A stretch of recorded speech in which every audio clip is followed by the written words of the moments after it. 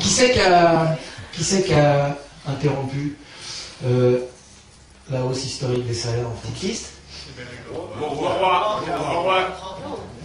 Moi, je fais partie d'une génération où mon salaire augmentait régulièrement puisqu'il était indexé sur le coût de la vie. Donc, on jure aux plus jeunes dans la salle. On jure dans la salle, plus jeune que c'est vrai, votre salaire augmentait tout le temps. Et donc, en 1983, les socialistes décident de mettre fin à l'augmentation historique des salaires, c'est-à-dire de casser ça et de aller à ça. Et alors, comment ils font? Il y a un mec qui s'appelle Jacques Delors,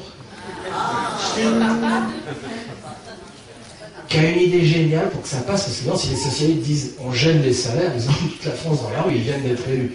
Et là, Jacques Delors dit nous allons engager la France dans une vaste politique de désinflation compétitive. Eh bien, je ne suis pas descendu dans la rue pour dire non à la désinflation compétitive. Pédagogie gouvernementale. Je me suis fait avoir avec un terme. Alors, pour les retraites, on aimerait vous réexpliquer un dernier 2-3 petits trucs, toujours pour le repas de famille. Hein. Parce que l'autre pédagogie gouvernementale consiste à nous faire croire que les retraites sont le fruit de notre travail. Le jour où on accepte de foutre cette idée à la poubelle, le capitalisme est mort. D'accord. Démonstration, M. Gaël. La retraite n'est pas le fruit. Il n'y a aucun rapport entre notre... Ça, ce serait vrai si quoi? C'est que tous les mois, je mets les 500 € là qu'on a vu dans la fiche de paye dans ma brouette. Ok? Tous les mois. Schling, 500 €, schling, 500 € et tout ça pendant 37 ans et demi, 40, 42 ans, je sais pas, mais enfin ça fait une putain de brouette à la fin, tu vois. Oui, mais pas suffisante. Ah bah non. Parce que 500 € par mois, ça fait 5 000 € par an. Pour vivre, même multiplié par 20 ans, ça fait 100 000 €, tu vas pas loin avec ça.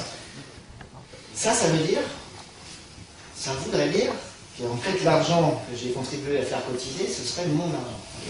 C'est pas le cas, ça, d'accord? Qu'est-ce qui se passe avec les retraites? Ça, vous le savez tous, c'est que dès qu'on a fini à la fin du mois de tous donner notre argent pour les retraites, ce fric-là, il est immédiatement distribué aux retraités actuels. C'est ça la répartition. La répartition, c'est pas un système d'épargne, c'est le contraire de l'épargne. La répartition, c'est on cotise maintenant et on donne maintenant.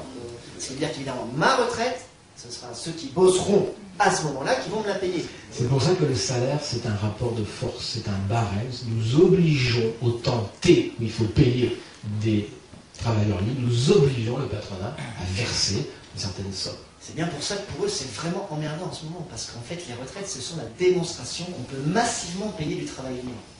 C'est ça qu'ils veulent absolument empêcher. Alors ça, c'est la répartition. Et ça marche vachement bien, quoi qu'on en dise. C'est-à-dire que c'est un système qui fonctionne et qui n'a aucune raison, on l'a démontré un peu économiquement, que ça ne fonctionne pas à l'avenir.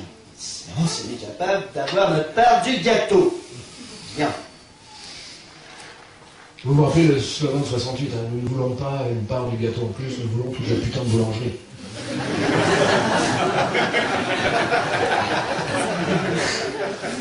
Pour comprendre l'arnaque, il faut aussi comprendre l'épargne. C'est chiant comme ce calque, hein, non? Alors l'épargne, c'est, on te dit, tu n'auras pas assez de retraite. Oui. Donc, il faudrait plutôt que tu penses à remettre un peu de côté par toi-même. Le fonds Jospin. Le fonds Jospin, mettez pas tous vos œufs dans le même panier. La retraite par répartition n'est pas sûr que ça va marcher. De toute façon, ça fait que 2% calculé sur la croissance. C'est pas con de prendre des trucs à 4-5% de l'épargne retraite. Okay. Les fonds Jospin qui vient de partir en fumée, hein, qui vient de s'envoler dans les subprimes, hein, puisqu'il les a investis dans les subprimes. Hein. Alors là, pour ça, il faut comprendre la retraite. Donc moi, je fais le gars qui cotise 100 € un plan d'épargne retraite tous les mois. Okay. Même j'ai pris une assurance vie, je l'ai carrément joué perso, ok, d'accord. Donc, 100 €, ok, 100 €, 100 €, donc toute l'année, comme ça fait 1 200 €, ok, 12 mois. J'arrive. Alors, est-ce que vous pensez que le banquier, donc je sais pas, la caisse d'épargne, voilà, le crédit patate, est-ce que vous pensez que le banquier met cet argent-là dans un frigo?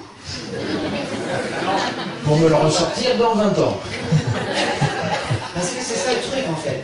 En fait, cet argent-là n'est pas dans un frigo. Dès que tu poses tes 100 premiers euros à la banque, elle les place. Elle le convertit en titre. C'est d'ailleurs pour ça qu'elle peut te promettre 5 ou 6%. Parce que sinon, si elle restait dans le frigo, elle pourrait te promettre 0%. Mais qu'est-ce que c'est qu'un titre? Un titre, c'est plus de l'argent, c'est mort, c'est fini. Un titre, c'est une hypothèse de prélèvement sur la richesse produite future, si ce jour-là, elle est produite. C'est ça un titre. Et donc Friot nous explique, grâce à cette compréhension de l'épargne, qui est en fait un placement, même si ce n'est pas vous qui placez, vous comprenez? C'est pas parce que vous n'avez pas pris des parts dans un fonds de pension que par ailleurs, quand vous faites juste votre assurance vie, c'est pas tout de suite des actions aussi. Et donc Friot nous explique, c'est pour ça que c'est bien pour démonter le système par capitalisation. Parce que là, c'est un peu ce qui se joue. Répartition et capitalisation. De deux choses l'une. Soit en 2040, il y aura assez de richesses produites, comme on l'a vu tout à l'heure, pour financer le système par répartition. Auquel cas, il faut choisir le système par répartition puisqu'il marche. Ok. Soit, en 2040, effectivement, il n'y aura pas assez de richesses produites pour financer le système par répartition. Hypothèse, je n'ose pas. Auquel cas, il faudrait plutôt choisir la capitalisation. Ah bah ouais, mais en 2040, quand je vais retourner voir la caisse d'épargne pour récupérer mon frigo, eux, qu'est-ce qu'ils vont faire? Comme c'était pas dans le frigo, il va falloir qu'ils revendent les actions pour me rendre l'argent en vrai. Et si cette année-là, en 2040, il n'y a pas assez de richesses produites dans le monde et qu'il n'y a personne pour acheter les actions, t'en recules. Qu'est-ce qui se passe? C'est comme les fonds de pension l'année dernière, en fait, les actions ne valent plus rien. Puisque la richesse n'a pas été produite, on ne peut pas la reconvertir en argent. Personne pour acheter les actions. Donc, dans un cas, la richesse a été produite, on a intérêt à garder la répartition. Dans l'autre cas, la richesse n'a pas été produite, on a intérêt à choisir la répartition. Ça va, c'est clair? Bien.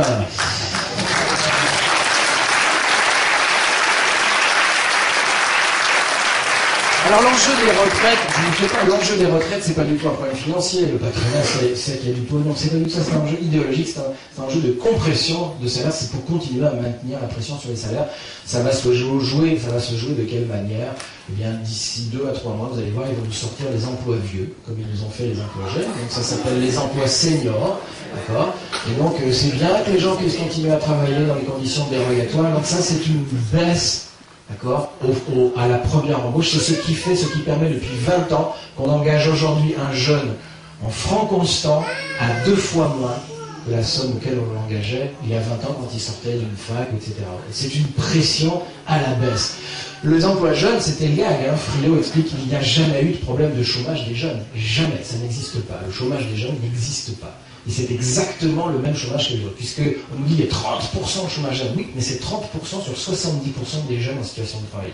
Les autres sont à la fac, à l'école, dans la famille. Et donc 30% de 70%, ça fait exactement le même chômage que toutes les autres catégories de la population. Mais le fait de nous faire croire, et je l'ai cru, et je l'ai dit, et je l'ai répété, qu'il y avait un problème de chômage des jeunes, m'a permis d'accepter une saloperie de qui? Martine Aubry, putain, on s'en sort pas.